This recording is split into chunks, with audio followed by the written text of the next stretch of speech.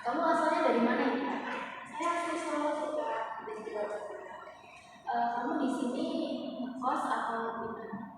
Di sini kebetulan saya ngekos, tapi kos saya itu kenalannya kakak saya. Oh berarti masih ini ya, masih ada kenalan sama Dan keluarga juga di sini. Terus kamu di sini kerja? Di sini saya lagi kuliah semester 3. Kamu berarti merantau di sini itu sendiri ya? Kayak apa ada teman lain gitu ya? Sendiri sih Kak.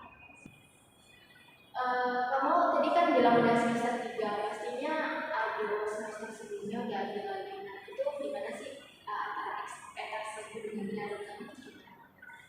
Ekspektasi aku pas maba sih kayak makin naik semester itu kayak makin seru, makin asik gitu, makin nambah teman. Tapi nyatanya kayak makin capek, makin banyak tugas, terus makin pada kelihatan sifat aslinya gitu kayak ya perlahan-lahan bikin aku mulai excited sama di dunia rantau sama di dunia kuliah ini sih. Berarti kamu itu udah ya udah kuliah ya gitu aja gitu ya kan udah nggak ekspektasi ya. Sebelumnya apa ada kegiatan atau apa ya hal yang membuat kamu merasa masih semangat menjalani hari-hari berikutnya? Masih ada sih Kak. Saya kalau lagi merasa capek sama kuliah, lagi merasa capek di sini, itu saya selalu ingat orang tua saya di rumah sih. Saya mikir mereka udah capek-capek kerja buat kuliah aku, masa aku nggak lanjut di kuliah aku, itu sih. Terus di sini juga masih ada yang support aku sih Kak. Oke, saya ini dulu ya sih ya, jeda dulu ya sih. Saya mau sedikit menjelaskan sesi kali ini itu bersifat rahasia dan saya harap kamu tuh bisa terbuka ke saya. Kamu nggak usah berpikir takut nanti masalah kamu akan terbuka ke orang lain terus kayak tersebar dari mulut ke mulut itu kamu nggak perlu khawatir karena di sini cuma ada aku dan kamu nggak tahu. Terus di sini itu ada kontraknya karena musiknya selama kita kasih waktu 30 menit akan cukup. Di sini kamu bisa baca sekilas dan kalau udah kamu bisa baca.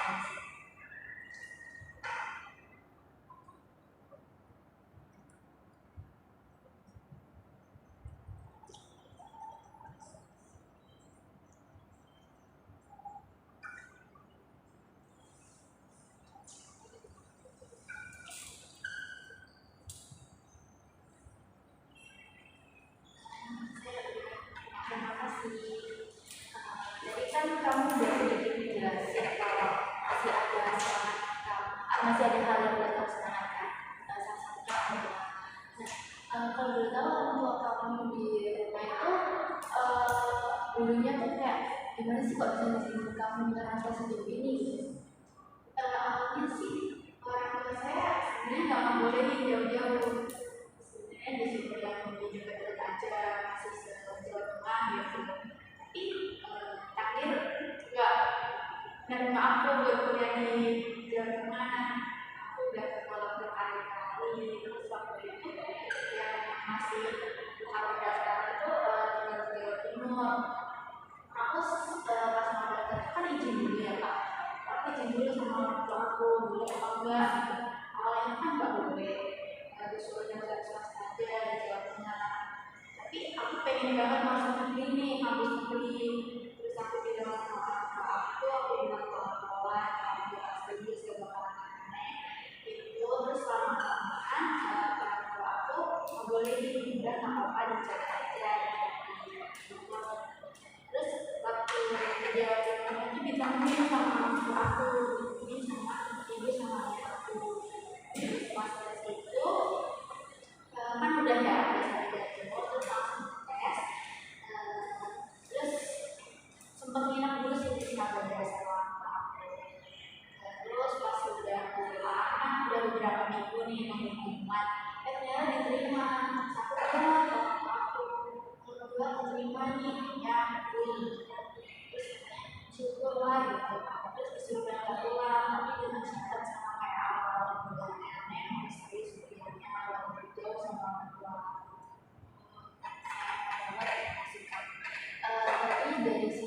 bisa menemukan orang tua kamu itu mengizinkan kamu, maksudnya kan ada itu tadi kan apa namanya,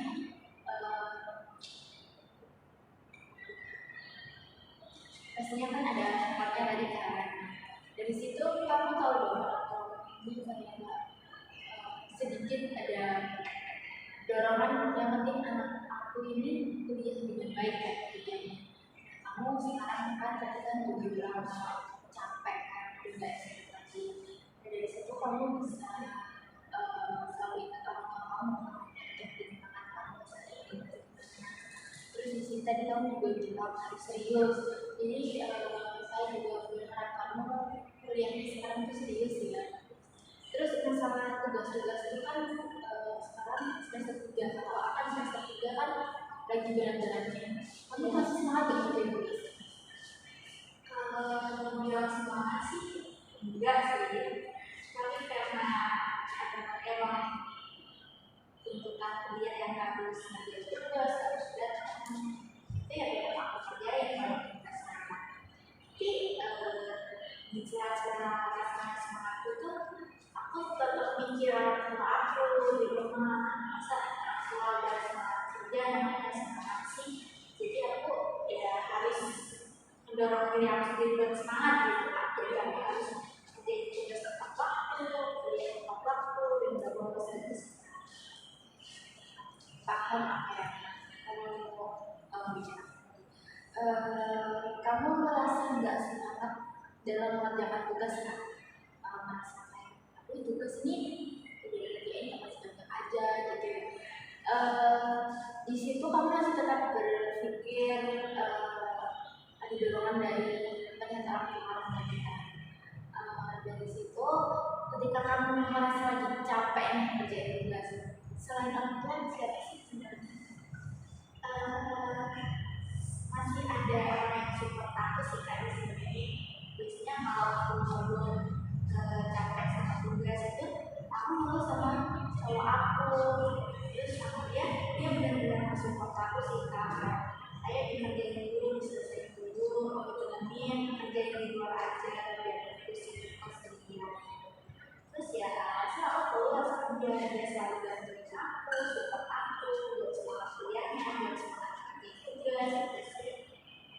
Oke, jadi selain orang tua masih ada istilahnya masih ada orang lain yang masih kamu ya. Ketika kamu di kos terus capek, itu kan bilang kalau yang di luar.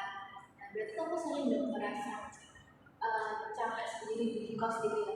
Iya sering banget kak. Saya kalau diajak keluar sama cowok aku pas cowok bantu aku itu, aku merasa senang banget sih rasanya. Dia tuh selalu ada buat aku. Tapi ya aku kadang kayak capek juga sama dia kak. Capek saja.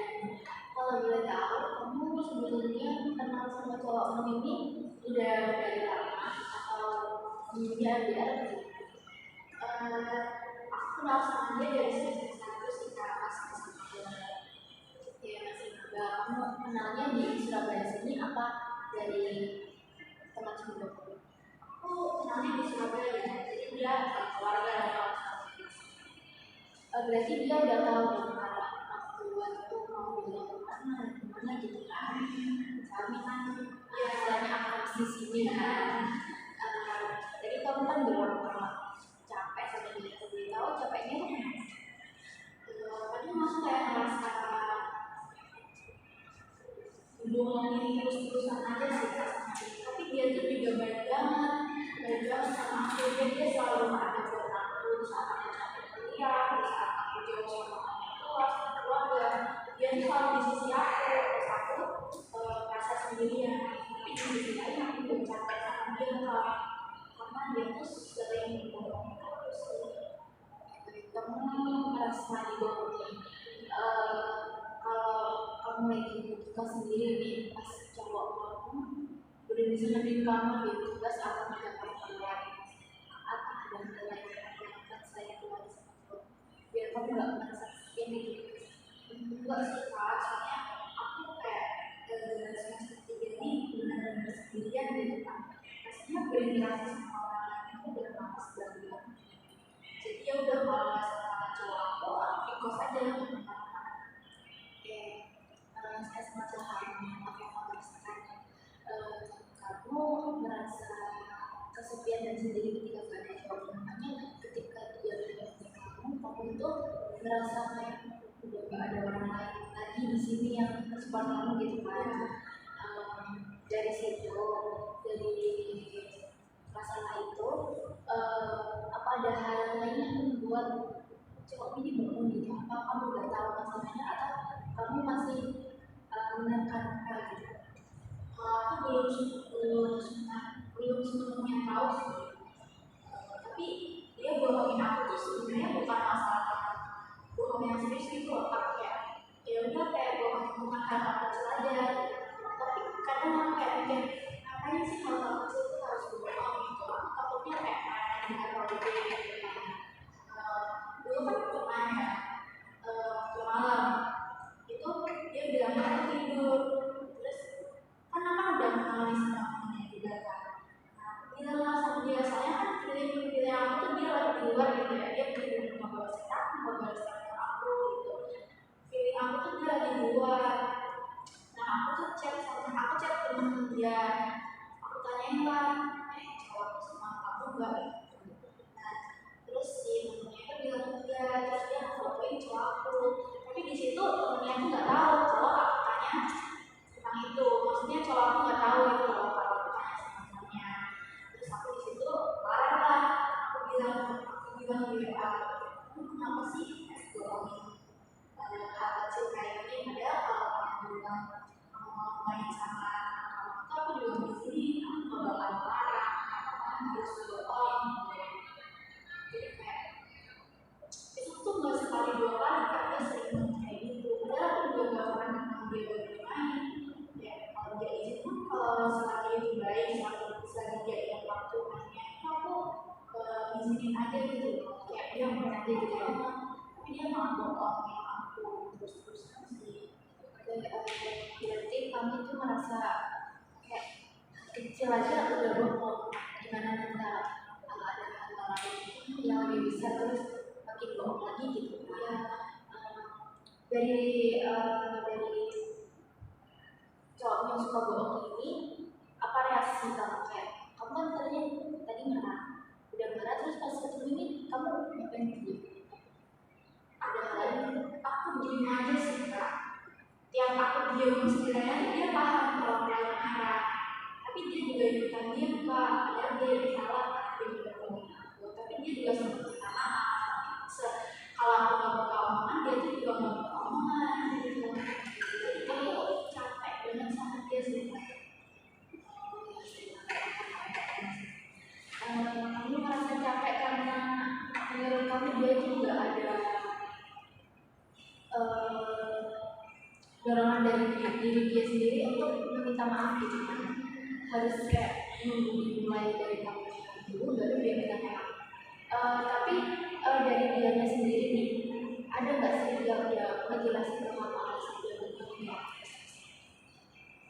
Dia nggak ngejelasin sih kak, tapi waktu itu temennya sempat ngomong, kan waktu itu kan dia sempat bilang ya sama dia, aku juga sama, aku nanya temennya dia sama aku enggak gitu kan. Nah terus si temennya tuh bilang dia lagi sama aku casualan gitu kan, dia kerja yang seharian gitu loh kak, yang kerja kayak gitu juga. Kita kayak dia ngapain tiba-tiba kerja seharian gitu. Terus aku tanya kerja di mana gitu kan, sampai jam berapa gitu. Terus dia bilangnya sampai pagi sampai sore. Nah tadi kan waktu itu dia memang seharian, maksudnya pakai malam, dia bilang ketiduran. Aku mikirnya ngapain tidur seharian dari pagi sampai malam.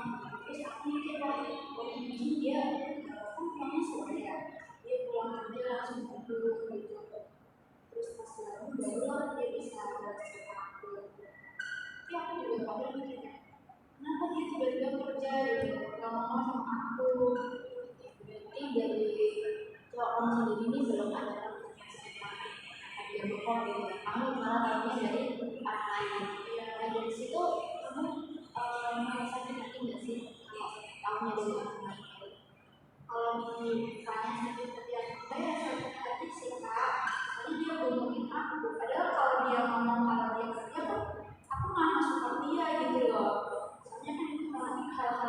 positif gitu.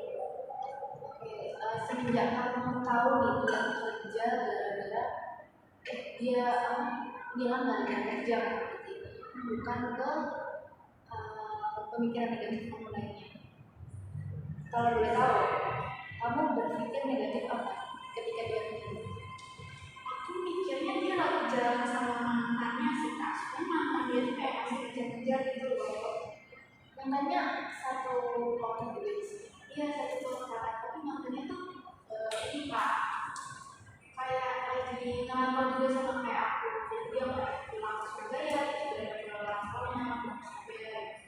Jadi saya merasa Wajar banget sih kalau orang yang tadi saya bilang terus kita berpikir bahwa hal itu kita membuat wajar ya karena emang itu untuk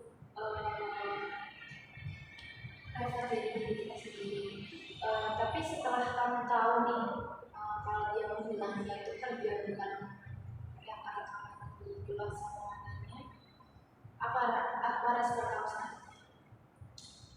aku kayak ngerasa ya sama sih kan kayak ngerasa dibohongin kayak sakit, tapi ya aku juga kasihan gitu sama dia. Aku sih tiba-tiba kerja sama aku lagi, terus dia kan aku kan biasanya kalau kecapean kan lari kerja ya, dia kecapean malah tidur kayak gak ngomong sama aku sama sekali, dia juga gak ngeluh capek sama sekali. Jadi kamu merasa kayak cuma kamu doang nih yang butuh dia kayak kurang apa ya kurang butuh ke kamu gitu ya. Dari masalah-masalah itu apa kamu sebelumnya di masa lalu punya masalah yang sama yang buat kamu sekarang tuh sulit gitu loh kayak berpikir kalau cuma kamu ini nggak harus macam-macam. Kalau di masa lalu sih aku nggak pernah merasa dibohongin sih. Aku di masa lalu aku kan dulu pernah pacaran kayak di Solo yang kamu udah saya kenal. Nah selama aku sama anak aku jalan 3 tahun tuh dia nggak pernah menghubungi aku, hal kecil pun dia nggak pernah menghubungi aku, dia selalu jujur banget sama aku. Tapi di hubungan aku yang baru di Surabaya ini, aku selalu merasa dibohongi terus walaupun hal kecil kayak tadi. Tapi kalau dibandingin sama masa lalu aku, orang baru aku tuh lebih selalu ada buat aku daripada masa lalu aku. Jadi kayak ada positif sama negatifnya. Kayak kamu berarti sudah bisa menyimpulkan positif dan negatif dari masalah kamu. Kamu bilang kalau masalah kamu nggak pernah bohong, bukan berarti dia nggak pernah melakukan kesalahan. Iya, Apa kamu masih ingat kesalahan yang sering dibuat dari orang masa lalu kamu? sama aku sih kalau buat kesalahan paling ini kak, dia toksik sih aku, kayak dia marah gitu kan, mungkin kalau toksik kata-katain aku kayak anjingnya gitu. Saya pastinya kamu sakit hati banget yang dikatain itu. Apalagi dikatain dari mulut orang Yang aku sayang sendiri, kata-katanya tuh kayak anjing gitu, kayak kata-kata yang kasar banget gitu. Sebenarnya ada banyak sih yang lebih banyak dari itu, cuman kayaknya kalau perlu disebutin sih. dari orang lama kamu ini ya. Apa kamu ada berpikir kalau aku masih mengharapkan hidup ini masih biasa? Apa kamu masih berpikir seperti itu? Kalau itu sih enggak ya kak, soalnya aku orang baru aku ini jauh lebih baik, cuman ya suka bohongin aku dengan hal kecil kayak gitu. Tapi ya aku jadi mikir kayak dia bohongin aku biar aku nggak tinggi, biar aku nggak mikir aneh-aneh gitu. Padahal di sisi lain malah bikin aku mikir aneh-aneh karena dia nggak ngasih kabar, padahal dia kerja terus dia main, padahal dia main terus sama aku nggak main ya. Ngapain sih bohong? Aku kalau kayak mungkin dia bohong sih, mungkin dia bohong mikirnya kayak aduh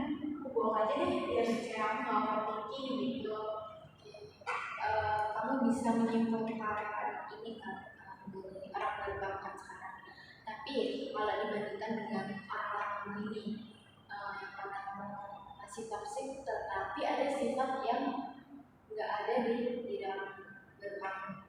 Nah, dari sifat-sifat kayak toksiknya itu tadi, ada nggak sih kayak dorongan buat kamu tuh aku masih kayak mendingan dengan hal yang sekarang daripada dengan lama gitu. Ya ada sih jelas, soalnya orang yang sekarang ya tadi lebih baik jauh lebih baik, ya kan dia selalu oke. Berarti pengalaman masa lalu kamu ini yang membuat kamu kayak dia orang baru nih suka bohong kamu, sedangkan orang kamu nggak suka bohong. Nah, dari poin yang ini kamu menyimpulkan kalau kenapa sih orang baru itu nggak bisa jujur kayak orang itu kan berarti. Tetapi beberapa sifat negatifnya ini yang tidak bisa ditoleran dari anak kamu. Kalau boleh tahu kamu dulu putusnya itu berarti waktu SMA. Iya, benar. Nah, dari situ trauma yang membawa kamu sampai sekarang atau kamu udah berdamai? Awalnya sih dilakukan yang tapi lama-lama kayak udah lah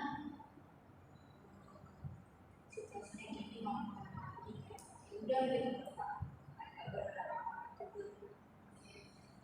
Berarti kamu sekarang udah gak ada komunikasi lagi sama sekali karena susahnya ya aku nggak tahu sosmed dia apa ininya aku udah tahu sih. Ya, berarti kamu udah benar-benar kalau sekarang itu udah kata dia banget ya. Iya, udah nggak peduli tentang.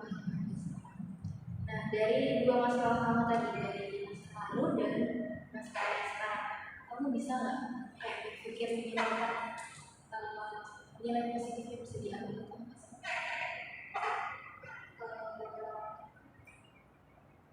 Mungkin cowok yang sekarang nggak mau di sekolah berlebihan dirinya, terus mungkin dia bekerja di komunitas, ada orang suka minta kita jajan gitu, mungkin dia bisa mengatakan dia takut sih sekarang gitu. Jadi kamu udah bisa berpikir ke arah positifnya kan sekarang.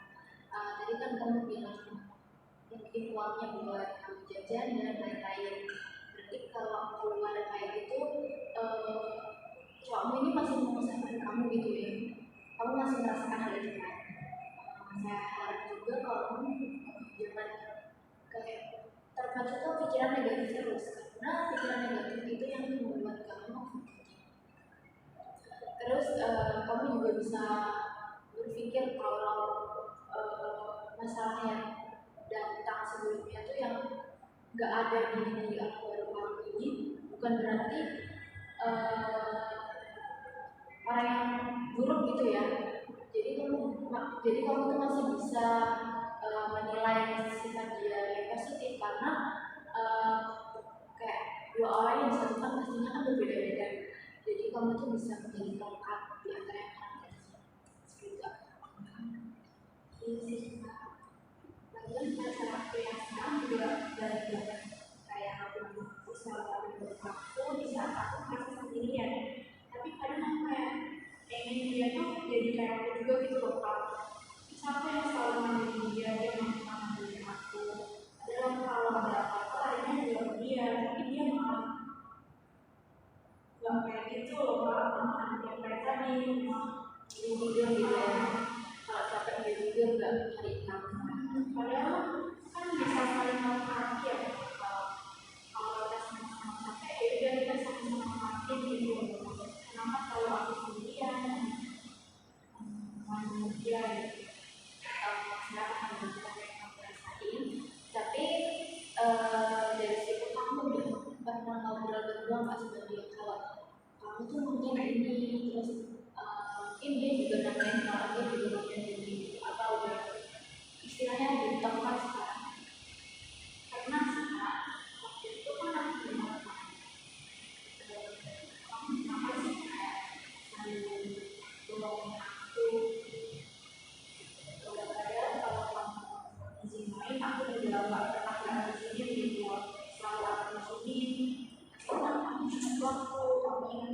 yang nungguin gitu, pasti selalu aku izinin. Terus dia bilangnya gini, ya sebenarnya aku juga nggak pengen bohong sih, tapi aku takut kamu seperti ini, kamu pasti selalu mikir kan kalau aku tinggal sama aku gitu. Terus aku bilang, tapi kan kalau kamu bohong sama aja kamu bikin aku tertinggi.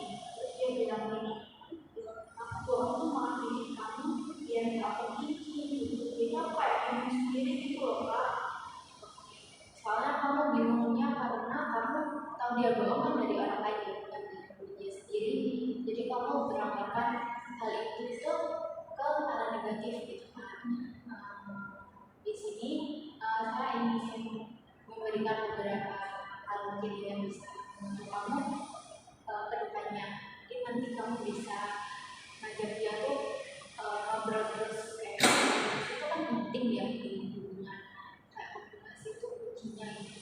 Mungkin kamu sering-sering ngobrol sama dia biar dari sudut pandang kamu dan sudut pandang dia itu nggak berbeda gitu, nggak terbentur ya, nggak apa-apa berbeda, cuma kan kita masih bisa mentoleransi hal berbeda itu ke suatu tujuan yang positif gitu loh.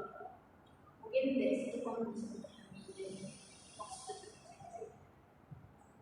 Iya Kak, nanti aku bakal coba ngobrolin lagi dengan Sandi.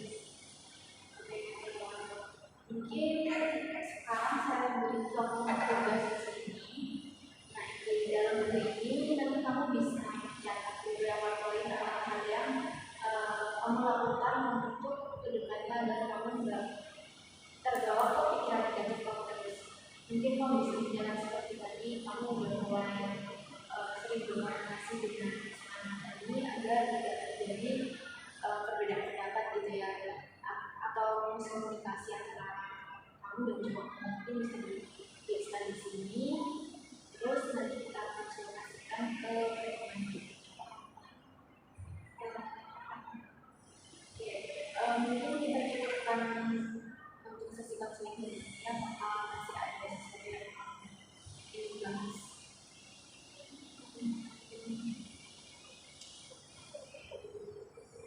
Jadi habis ini aku obrolin lagi ya Kak, dengan tentang kamu. Iya, betul sekali. Biar kamu itu nggak merasa overthinking terus gitu loh. Biar kamu juga ada jawaban dari chat kamu ini, bukan jawaban dari temennya. Karena ya namanya manusia kan kalau cerita juga bingung kan cara menjelaskannya. Makanya dari kita sendiri juga perlu obrolan ini untuk membangun hubungan yang lebih baik. Dan saya juga berharap kamu nggak terlalu memikirkan hal-hal yang negatif terus menerus gitu ya.